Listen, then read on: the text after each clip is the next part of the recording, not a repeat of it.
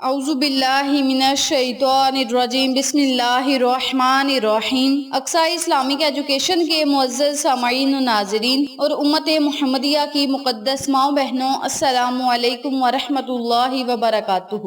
امید کرتی ہوں آپ جہاں بھی ہوں گے اللہ کے فضل و کرم سے خیر و عافیت سے ہوں گے، اور دعا گو ہوں کہ اللہ پاک آپ کو ہمیشہ صحت و سلامتی کے ساتھ پیار و محبت والی، خوشیوں والی، اتفاق اور اتحاد والی زندگی عطا فرمائے، آپ کو کبھی کسی کا محتاج نہ بنائے، آمین۔ سامعین، آج میں آپ کے ساتھ 13 محرم الحرام کے دن کا ایک بہت ہی آسان اور مجرب وظیفہ شیئر کروں گی۔ اس عمل کے کرنے سے، اس وظیفے کے کرنے سے انشاءاللہ بفضل خدا اللہ پاک آپ کے تمام مسائل کو حل فرمائیں گے، تمام حاجات کو پورا کریں گے، مشکل سے مشکل حاجت بھی پوری ہوگی، پریشانیاں ختم ہوں گی، مصیبتوں سے نجات ملے گی، ہر نیک مقصد میں آپ کو کامیابی ملے گی، بشرط یہ کہ آپ کا یقین پکا ہونا چاہیے۔ آج کا عمل، آج کا وظیفہ اللہ کے نام پہ منحصر ہے۔ قرآنی لفظ، اللہ کے نام، قرآنی آیات یا قرآنی صورتیں بڑی ہی طاقت و تاثیر والی ہوتی ہیں۔ اللہ کے نام بہت ہی پاورفل ہیں۔ جب ہم اللہ کو اللہ کے ناموں سے پکارتے ہیں تو اللہ کی رحمت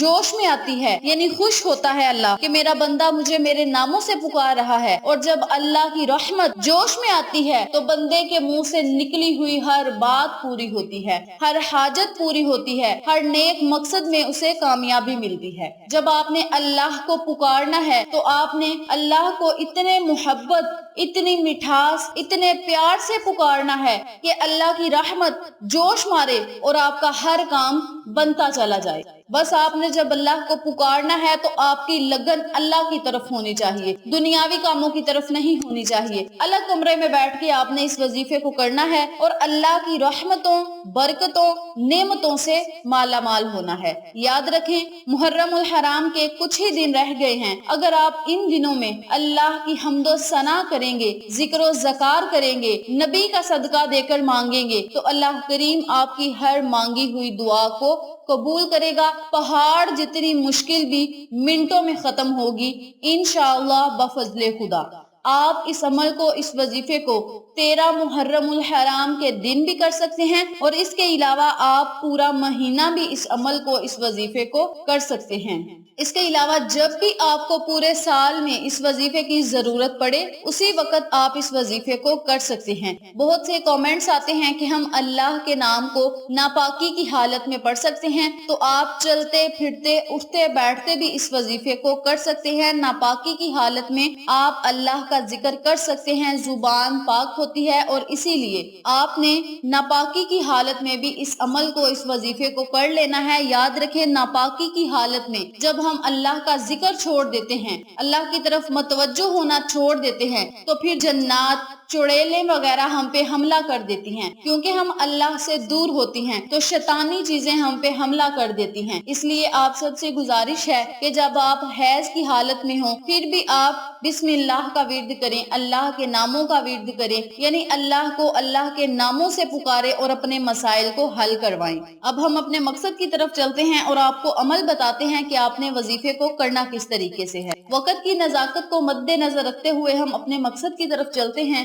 وظیفہ ذکر کرنے سے پہلے میری آپ سے گزارش ہے کہ ویڈیو کو آخر تک ضرور دیکھیے گا، اور جن لوگوں نے ابھی تک میرے چینل اقصی اسلامک ایجوکیشن کو سبسکرائب نہیں کیا، وہ نیچے موجود لال رنگ کے بٹن کو دبا دیں اور ساتھ موجود گھنٹی کے بٹن کو دبا دیں تاکہ میری ہر نئی آنے والی ویڈیو کی اپڈیٹ آپ تک بآسانی پہنچ سکے۔ جزاک اللہ۔ اسی کے ساتھ میری آپ سے گزارش ہے کہ ہم نے ایک نیا چینل مانو فوڈ سیکرٹس کے نام پہ شروع کیا ہے، اس چینل پہ جائیں، سبسکرائب کریں، لائک اینڈ شیئر کریں، ہمیں سپورٹ کریں۔ آپ لوگوں کی سپورٹ ہماری کامیابی کا ذریعہ بنے گی۔ اب میں آپ کو عمل بتانے لگی ہوں، توجہ سے ملاحظہ فرمائیں۔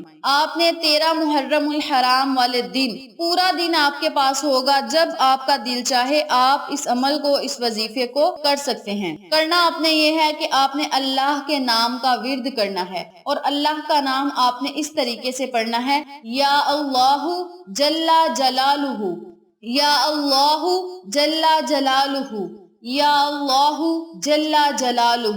آپ نے اس طریقے سے اللہ کے نام کا ورد کرنا ہے۔ اس کے اول اور آخر آپ نے 21 مرتبہ درود پاک ضرور پڑھنا ہے۔ درود پاک آپ کوئی سا بھی پڑھ سکتے ہیں، لیکن درود ابراہیمی کی فضیلت میں بارہا ویڈیو میں بتا چکی ہوں کہ درود ابراہیمی کی کتنی زیادہ فضیلت ہے۔ آپ درود ابراہیمی پڑھیں گے تو یہ آپ کے لیے فائدہ مند ہوگا، اس سے آپ کی دعائیں سیدھی عرش معلیٰ پہ جائیں گی اور اللہ کریم آپ کی دعاؤں کو قبول شرفیت کا اعزاز عطا کرے گا۔ اس کے علاوہ اگر آپ کوئی چھوٹا درود پاک پڑھنا چاہتے ہیں تب بھی بہتر ہے، لیکن درود ابراہیمی آپ پڑھیں گے تو اس کے فوائد و فضائل سے آپ بخوبی واقف ہیں۔ اول آخر درود پاک پڑھیں، درمیان میں آپ نے یا اللہ جل جلالہ کا ورد کرنا ہے اور پھر آپ نے اپنے خالی ہاتھوں کو بارگاہ الہی میں اٹھا لینا ہے۔ اللہ سے دعا کرنی ہے کہ مولا اس عمل کو میں نے خالص تیری رضا کے لیے کیا ہے، اپنی رضا میں مجھے راضی فرما۔ اس عمل کو میں نے مشکلات سے نجات پانے کے لیے کیا ہے، مولا مجھے مشکلات سے نجات دے، میری حاجات کو پورا فرما، میری دعاؤں کو قبول فرما، مجھے ہر مقصد میں کامیابی عطا فرما، اور مولا مجھے اپنے حفظ و امان میں رکھنا، شیطانوں کے شر سے بچانا،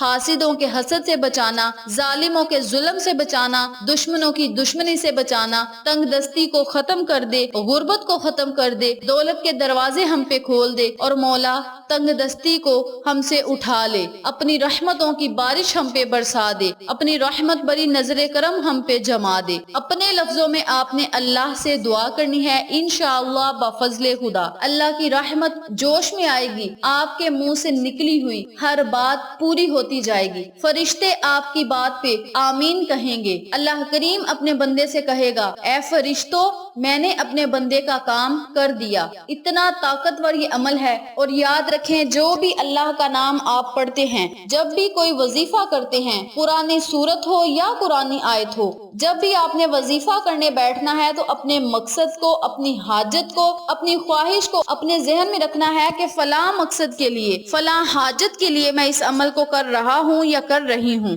مولا میری فلاں حاجت کو، فلاں خواہش کو پورا کر دے۔ اپنے لفظوں میں آپ نے اللہ سے دعا کرنی ہے، انشاءاللہ بفضل خدا اللہ پاک آپ کی ہر دعا کو سنے گا، قبول کرے گا، نبی کے صدقے آپ کو ہر وہ چیز عطا کرے گا جس کی آپ کو ضرورت ہے، طلب ہے۔ حضرت امام حسن حسین کا صدقہ دے کر اللہ سے مانگیں، معصوم علی اصغر کا صدقہ دے کر مانگیں، جوان علی اکبر کا صدقہ دے کر مانگیں، انشاءاللہ اللہ کریم آپ کی ہر حاجت کو پورا کرے گا۔ فاطمہ الزہرا کی سفید بے داغ چادر کا صدقہ دے کر اللہ سے مانگے، اللہ کریم آپ کے منہ سے نکلی ہوئی ہر بات شام سے پہلے پوری کرے گا، ہر مقصد آپ کا شام سے پہلے پورا ہوگا، بشرط یہ کہ آپ کا یقین پکا ہونا چاہیے۔ آزمائش کے طور پہ جو بندہ وظائف کرتا ہے اسے کوئی فائدہ نہیں ہوتا بلکہ اسے نقصان ہوتا ہے، اللہ کی وہ پکڑ میں آ جاتا ہے، کیونکہ اللہ کے ذکر کو جو بندہ آزماتا ہے اللہ کریم اسے سخت پکڑ میں لے آتا ہے، اور جب بندہ اللہ کی پکڑ میں آتا ہے تو اس کی دنیا بھی خراب ہوتی ہے،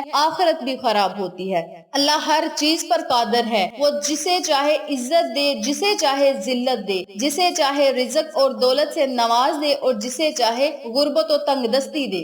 اس لیے آپ نے اللہ سے ہمیشہ اچھے کی امید رکھنی ہے، کیونکہ اللہ پاک خود قرآن پاک میں ارشاد فرماتا ہے کہ میرا بندہ جیسا میرے سے گمان کرے گا میں ویسا ہی اس کے ساتھ معاملہ کروں گا۔ تو آپ نے اللہ سے اچھا گمان رکھنا ہے۔